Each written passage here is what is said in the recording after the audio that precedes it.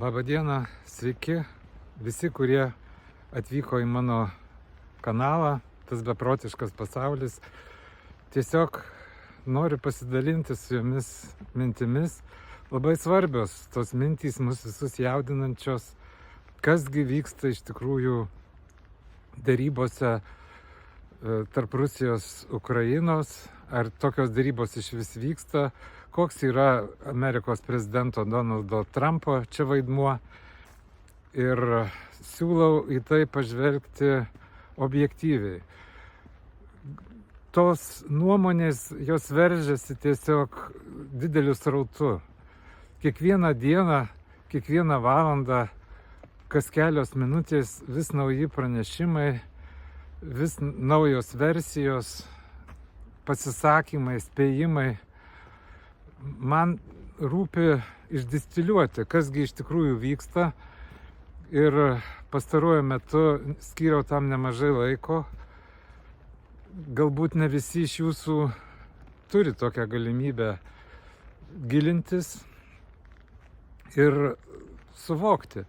Mes visi turim savo nuomonę apie Donaldą Trumpą, visi turim savo nuomonę apie Volodymyrą Zelenskį, visi turime nuomonę apie Putiną, bet pažiūrėkime objektyviai, pabandykime, tai turbūt neįmanoma, bet atskirti pelus nuo grūdų, pažiūrėti, kokie yra faktai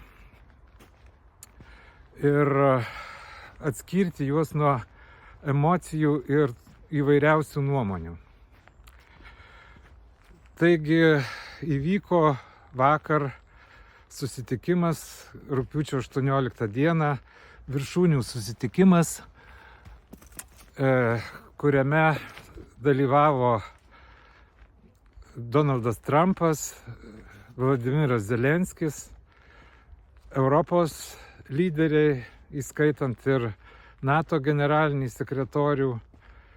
Taip pat to susitikimo metu Trumpas kalbėjo telefonu su Putinu ir, kaip dabar aiškėja, taip pat ir su Viktoru Orbanu. Kas tai buvo? Koks tai buvo susitikimas? Tai buvo pokalbis, tai buvo teatras, tai buvo dėrybos. Daug kas pasakytų, kad tai buvo dėrybos. Bet tada mano klausimas, kas su kuo dėrėjosi ir kokie yra rezultatai. Kad ir kaip aš atidžiai žiūriu, kad ir kaip atidžiai bandau kažką išdistiliuoti, jokių rezultatų nėra. Bent jau dėrybų požiūriu. Pakeliui kažkas tai įvyko, kažkokie tai pokyčiai, kažkas tai išaiškėjo, bet ne dėrybose su Rusija. Ir aš iš karto pasakysiu savo poziciją. Mes galim daug kalbėti, vienaip ar kitaip, bet faktas yra tas, kad dėrybos su Rusija nevyksta. Todėl, kad nėra nei dėrybinių pozicijų išryškintų, nei dėrybinių delegacijų, nei darbotvarkės, nei klausimų. Tai yra nulinėje stadijoje.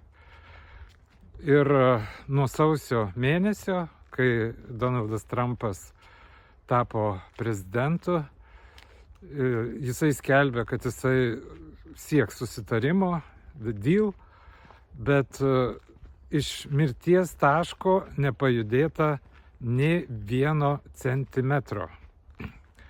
Ir nepaisant kalbų, pažadų, vinguriavimų, apgaudinėjimų, išvedžiojimų, pareiškimų, dėrybos nevyksta. Reikia tą pripažinti ir nėra jokios prielaidos, kad jos vyks kažkada tai, kad joms sudaryta kažkokios sąlygos, nes visų pirma nėra padaryta paliaubų susidarimas. Dėrybos be paliaubų labai sunkiai įsivaizduojamos. Niekada jos nevyksta tokios dėrybos be paliaubų. Ir todėl, kad tiesiog mes esam žmonės, žmogiškos būtybės.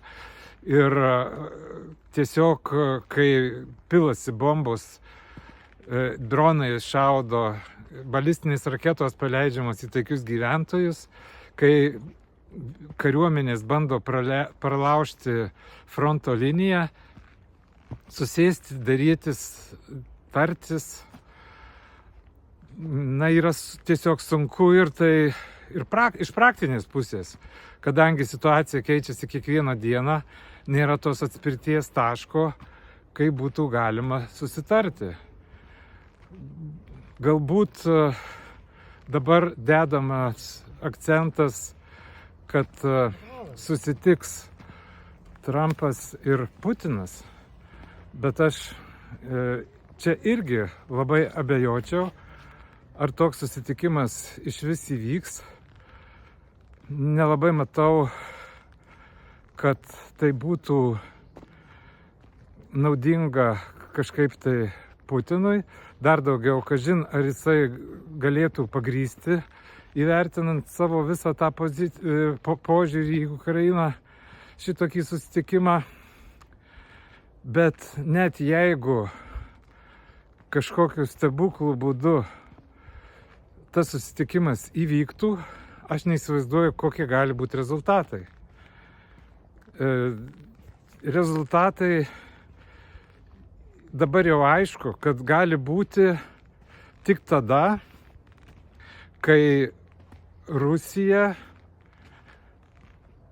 norės kažkokiu būdu nuspręs pati, kad ji nori taikos. Pavyzdžiui, dėl ekonominės padėties, dėl kažkokių vidinių bruzdėjimų, dar dėl ko. Bet šiaip jokio spaudimo juk niekas jai dabar nedaro. Jungtinės valstijos tokio spaudimo nedaro ir Rusija atitinkamai neturi paskatų kažkaip dabar pakeisti savo poziciją, ko jinai ir nepakeičia. Tai jos pozicija yra nekintanti, yra dideli reikalavimai, ji kažkaip tai išsisukinėja, kažką kažkada pasako, bet neapsigaukime. Tie pasakymai, nieko jie nereiškia, tai mes gaudom, jeigu pozityvius pasakymus. O jei žiūrėsime, kas transliuojama publikai, kas transliuojama žiniasklaidai ir kokie yra realūs ketinimai, tai jie nei per nago juodimą nepasikeitė. Dabar pakalbėsiu apie du dalykus. Pirmas dalykas apie tai, ką davė Trumpo šis pastarasis valdymas. Ir antras dalykas, kokie buvo susitikimo rezultatai paėmus bendrąją prasme. Turiu omeny rugpjūčio 18 dienos susitikimo rezultatai Vašingtone. Taigi, ką įnešė Trumpas šitame kare, baisiuose šitose žudynėse, kurias pradėjo Putinas.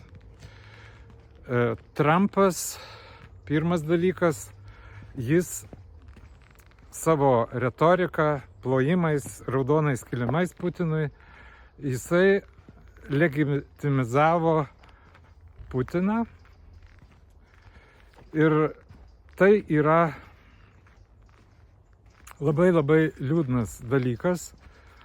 Galbūt tas dalykas, kuris neakcentuojamas, galbūt tai yra tas dalykas, dėl kurio dabar daug nesielvartaujama viešai, bet tai yra tas dalykas, kuris turės didelės pasiekmes ateityje, galbūt ir ne vieną dešimtmetį.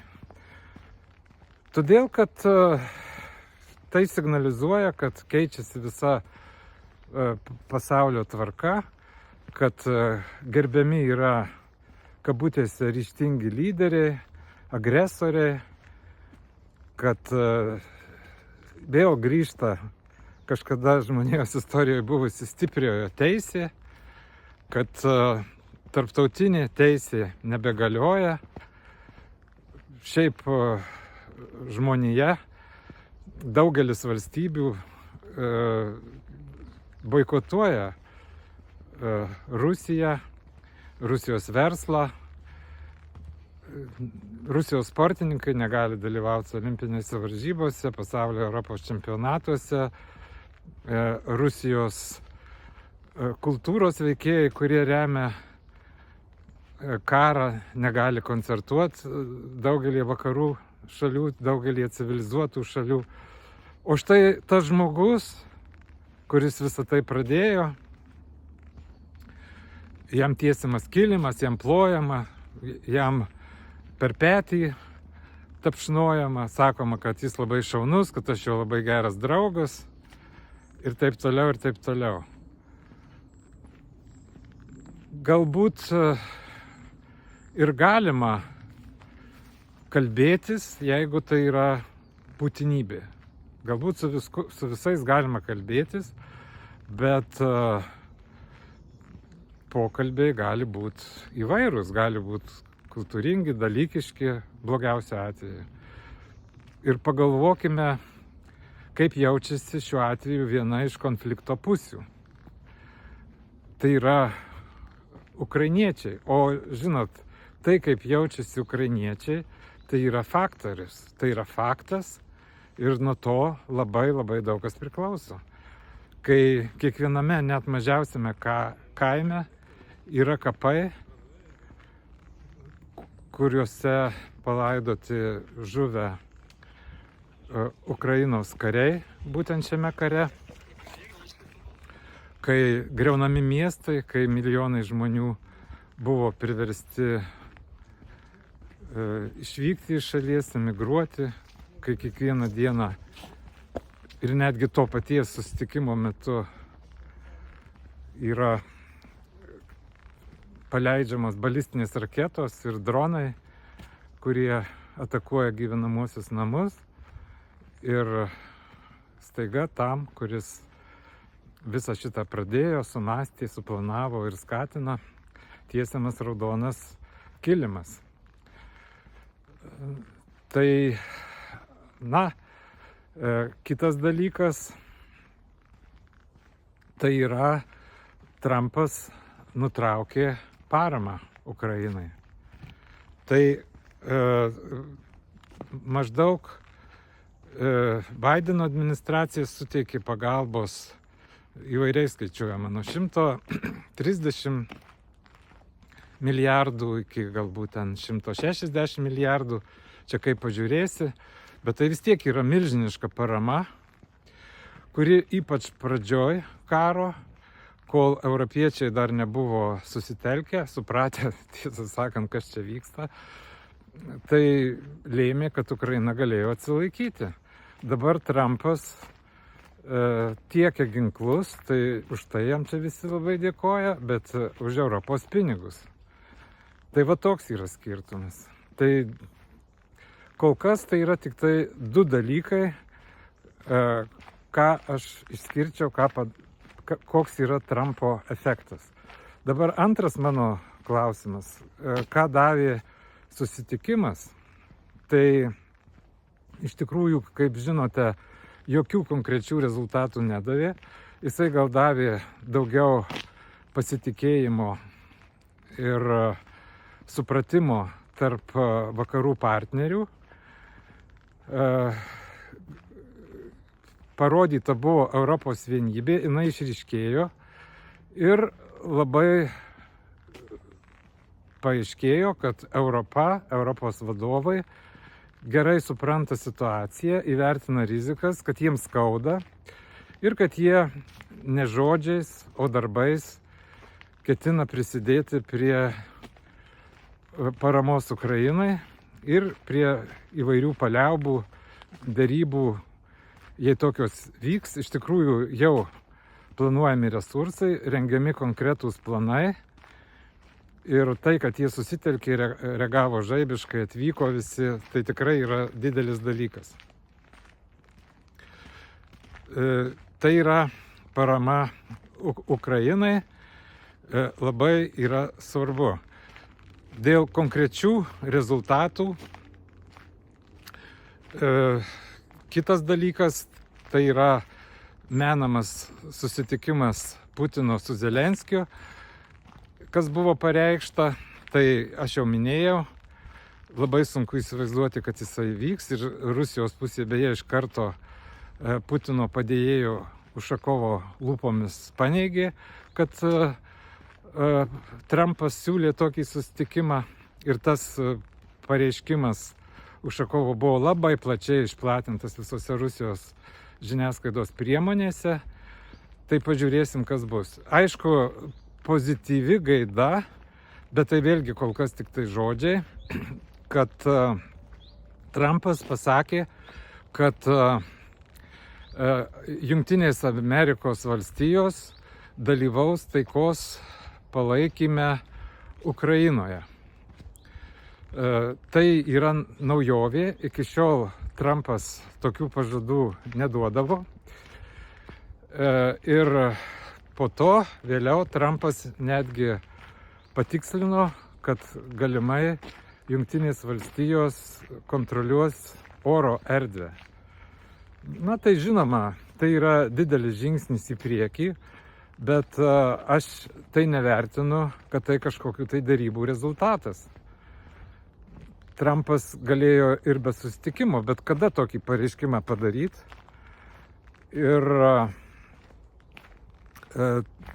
Bet iš karto Rusija reagavo ir buvo išplatintas Užsienio reikalų ministerijos spaudos atstovės Zacharovos pareiškimas, kad apie jokias čia taikos palaikymo pajėgas Ukrainoje negali būti kalbos. Rusija su tuo nesutinka. Štai ir viskas. Tai apie ką mes čia ir kalbam. O tos taikos palaikymo pajėgos, jos yra planuojamos, yra numatomi konkretūs planai. Čia prasiskverbėjo ir informacija, tikrai nežinau, kiek jinai teisinga, kad numatoma dislokuoti 50 000 įvairių valstybių karių. Neseniai tokiame susitikime planuojančiame šių pajėgų išsidėstymą dalyvavo ir Lietuvos prezidentas Nausėda, o jo patarėjas davė apie tai interviu. Žodžiu, tokie planai yra, jie vykdomi, bet Rusija su tuo nesutinka. Vadinasi, jeigu mes kalbame apie darybas, tai jokių darybų nevyksta ir jokios pažangos čia nėra. Dabar aš dar norėčiau sugrįžti ir pažiūrėti, kaip viskas vyksta, koks čia tas procesas, nes labai ta erdvė viešoji yra vienadienė. Matome tik tai, kas buvo.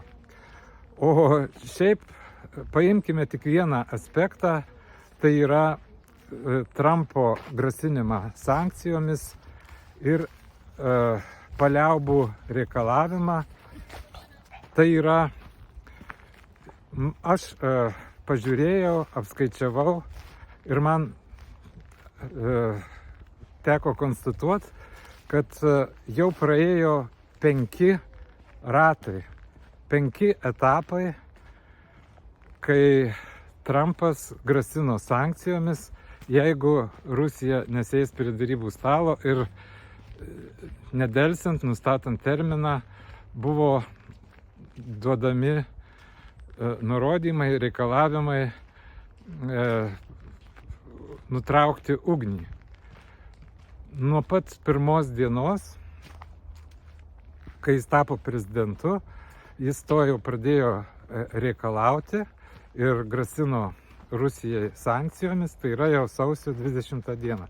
Beje, įdomu, kad CNN suskaičiavo, kad per rinkimų kampaniją Donaldas Trumpas 53 kartus žadėjo įvairiuose mitinguose ir susitikimuose, kad jis per vieną dieną nutrauks šitą karą. ir pasieks taikos susitarimą tarp Rusijos ir Ukrainos. Taigi, po to prisimename, kas buvo vasario 28 dieną, tai ta katastrofa, kurią patyrė Volodymyras Zelenskis Baltuosiuose rūmuose, ovaliajame kabinete, kai prie jo kabinėjosi ir žurnalistai, ir viceprezidentas J.D. Vance'as ir galų gale pats Trumpas. Po to vyko kažkokie tai pokalbiai ir kovo 11 dieną Volodymyras Zelenskis, Ukrainos prezidentas, paskelbė, kad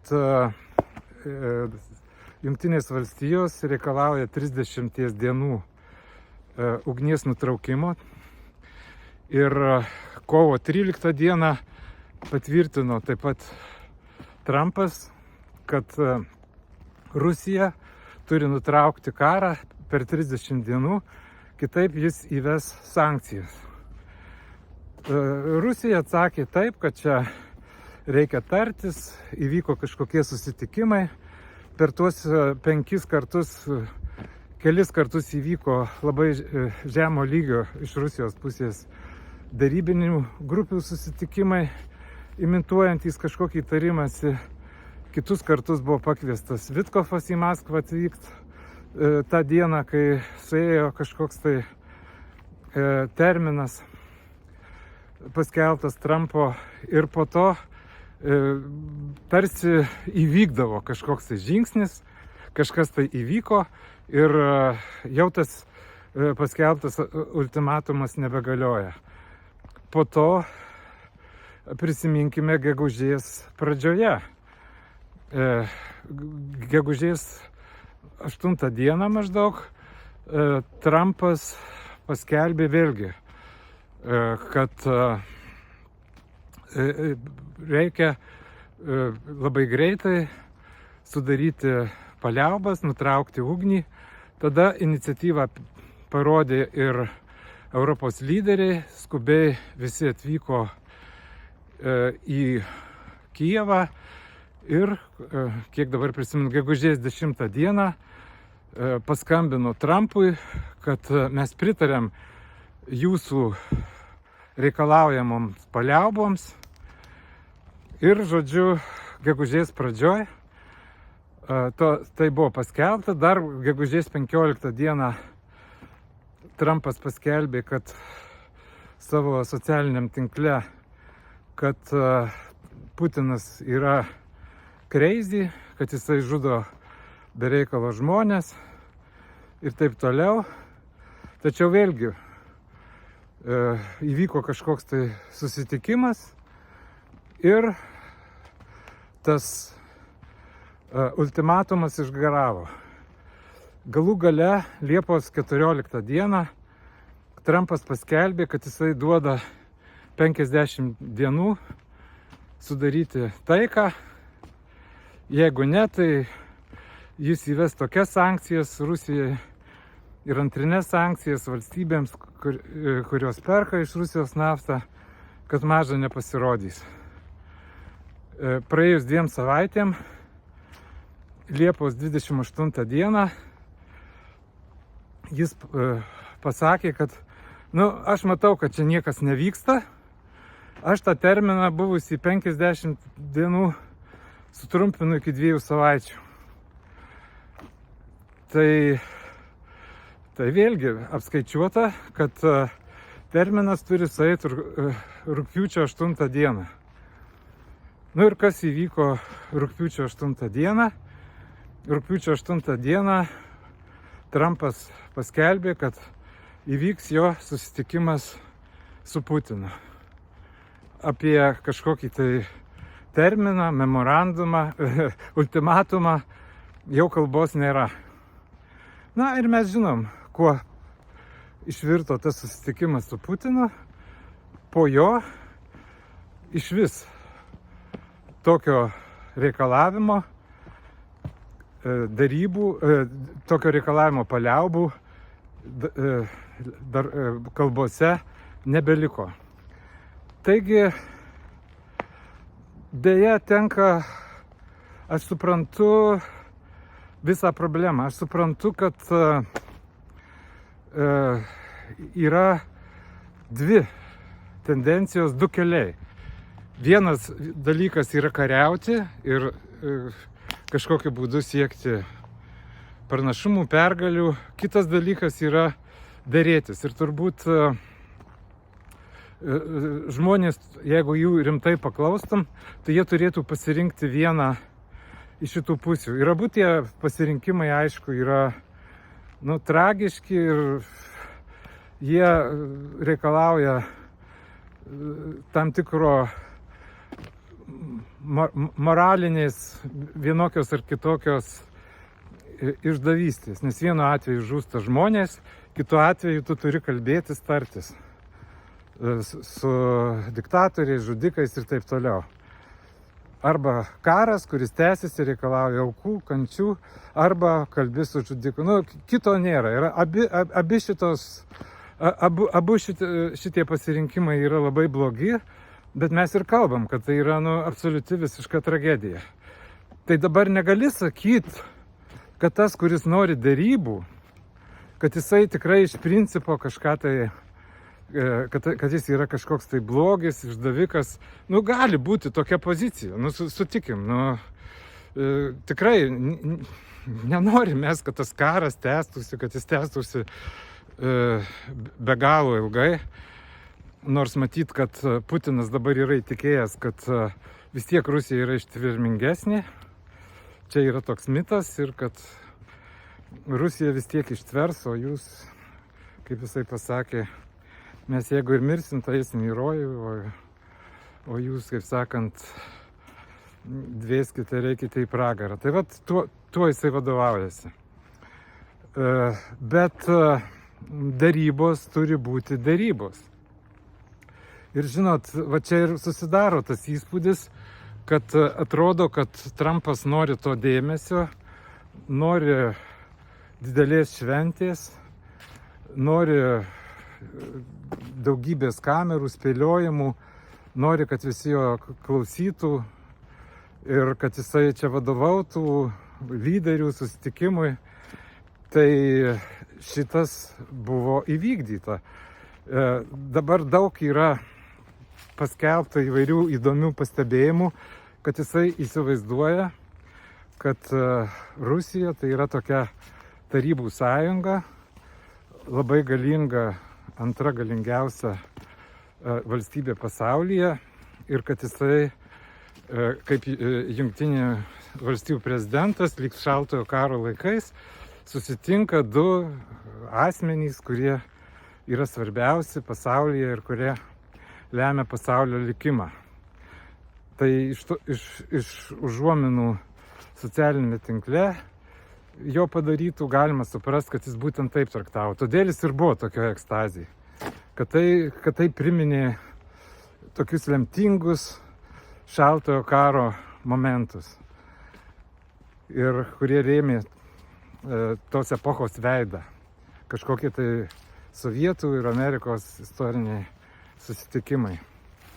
O šitas tai irgi labai šaunu, atvyksta garsiausi lyderiai, visi, kaip sakant, sveikina, viens per kitą giria, koks čia didelis lyderis, kaip čia viskas gerai.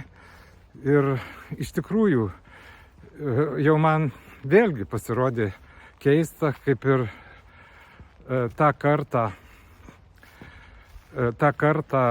vasario 28, kai čia pat sėdi ir lyg tai vos nevyksta derybos Zelenskio ir Trumpo ir viceprezidento, ir čia pat dalyvauja minia žurnalistų ir jie kažkaip kišasi, tardo, netgi tyčiojasi iš Zelenskio aprangos ir taip toliau.